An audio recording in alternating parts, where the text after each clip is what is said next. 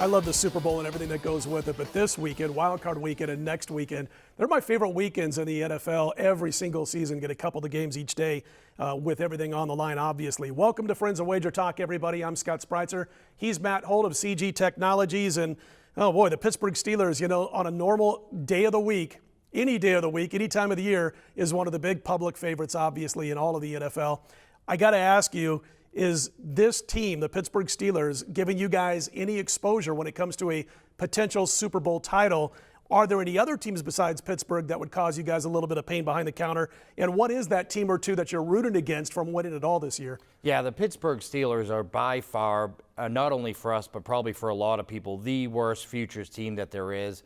They're so popular, and they've had odds that have extended as high as 18 to 21 at points this year. As you know, they've gone through really bad stretches when Ben was out, and yet people continued to bet Pittsburgh and bet Pittsburgh. Even the last few weeks, because of their situation where they had to win to get in and the Jets had to lose, you could have got them at double digits even last week. So there's a lot of big tickets out there in the Pittsburgh Steelers and futures, and they're a big liability for a lot of people. We're cutting these videos on the Wednesday before the weekend. The particular spy site that I use that shows offshore books for the most part have the Seahawks as the most lopsided bet side ticket-wise of the four games right now for Wild Card Weekend. Are you guys seeing any incredibly lopsided bets for this particular weekend? And is there a Joes versus Pros scenario right now as we speak? Yeah, first of all, the Joes versus Pros scenario is absolutely the Cincinnati Bengals versus the Pittsburgh Steelers. I mean, the public is absolutely in love with Pittsburgh, with Big Ben, with that receiving core that the Steelers have.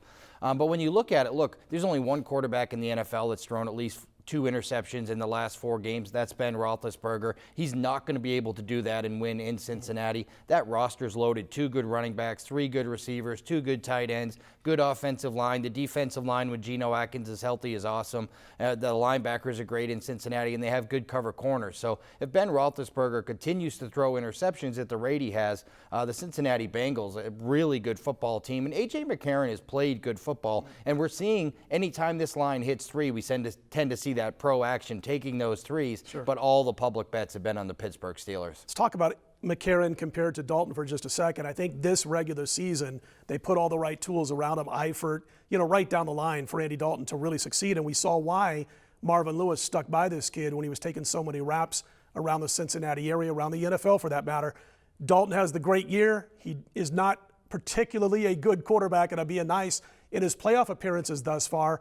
What kind of line value difference is there for you guys between Andy Dalton and A.J. McCarron getting the start? Well, I can tell you that gap has closed significantly from when Dalton went out against Pittsburgh and McCarron came in and the Steelers blew him out, and McCarron didn't look great to finish that game. But since then, he's played 3 games. He looked really good against San Francisco. He looked good against Baltimore last week, and he looked outstanding in the first half against the Denver Broncos, who have a really good defense. So I think that gap between Andy Dalton and A.J. McCarron, especially with all the weapons he's surrounded with, is significantly lower than probably any other playoff team would be going from their starter to their backup quarterback. Okay, let's make it official here. I want to get a play from you. Again, putting you on the spot before we let you get away. We got 4 NFL games to pick from this weekend. 2 on Saturday, 2 on Sunday, obviously. We see the Chiefs laying 3.5 at Houston. We've got the Steelers, as you mentioned, anywhere from 2.5, 3, bouncing back and forth at Cincy. Sunday's games, the Seahawks, down to 5 now. They were up to 6, by the way, against Minnesota. And, of course, the Packers and the Skins wrap things up on Sunday. Washington laying about a point right now as we speak. Which one of those sides or totals is drawing Matt Holt's attention when he jumps across the other side of the counter and you're a bettor now rather than a bookmaker? Sure, and since we already talked about the Cincinnati Bengals, and I do like that side, I'm going to lean toward a different game and go with the Washington Redskins here. Here's a team that's been really good at home all season long, and I like teams that come into the playoffs. Historically, they perform well with momentum. Washington Redskins come in off 4 straight wins.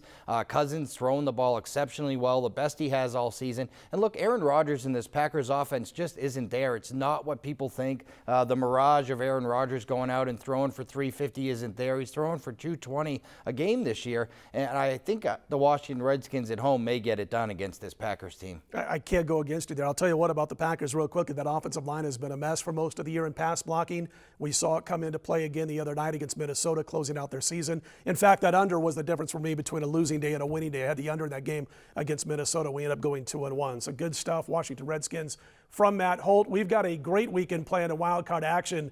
We've had a nice run. Last 3 weeks in the NFL, 9-1 against the spread with those plays at wagertalk.com. We finished up hitting 58.3% this season in the NFL, and the last 3 years plus, we're now 114-75. That's 60% winners in the NFL. And those SmackDowns that we released, 29-10 lifetime, you've seen them here on videos and, of course, at wagertalk.com. We've got our first in a few weeks going this wild card weekend. That's going to be available also all week, right up until game time this week in the SmackDown. So you want to jump on board. Tremendous NFL season, and we're looking to do it again in the wild card weekend. He's Matt, I'm Scott. Stick around.